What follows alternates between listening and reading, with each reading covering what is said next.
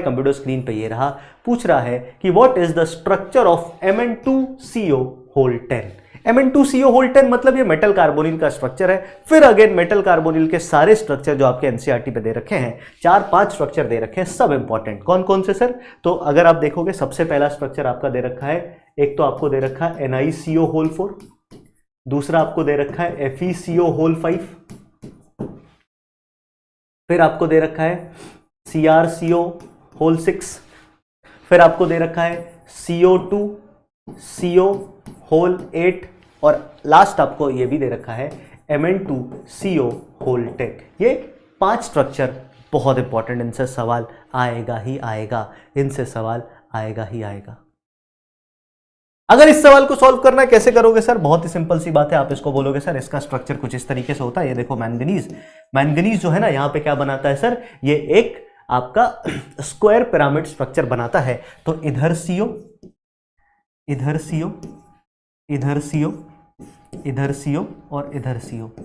और ये manganese metal metal bond बनाता है, मतलब ये डाइमराइज करता है। दो मैंगनीज दो MnCO5 डाइमराइज करते हैं बिना किसी ब्रिज लीगेंड के साथ। यहां पे कोई लीगेंड ब्रिज लीगेंड का काम नहीं करता है, यहां पे कोई भी लीगेंड ब्रिज लीगेंड का काम नहीं करता है सर। ठीक है, इस तरीके से कोई भी लीगेंड ब्रिज लीगेंड का काम नहीं करेगा।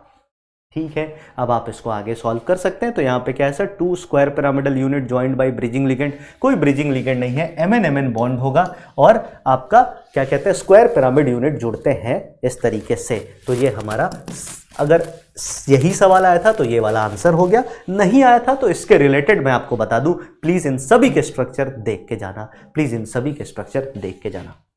सारे स्ट्रक्चर्स बहुत इंपॉर्टेंट हैं। उसके बाद अगर हम बात करें sir, statement 1, H2TE is more acidic than H2S, H2TE has more bond dissociation enthalpy than H2S। ये एकदम सिंपल फर्जी सवाल है सर, ये एकदम ही फर्जी लेवल का सवाल है।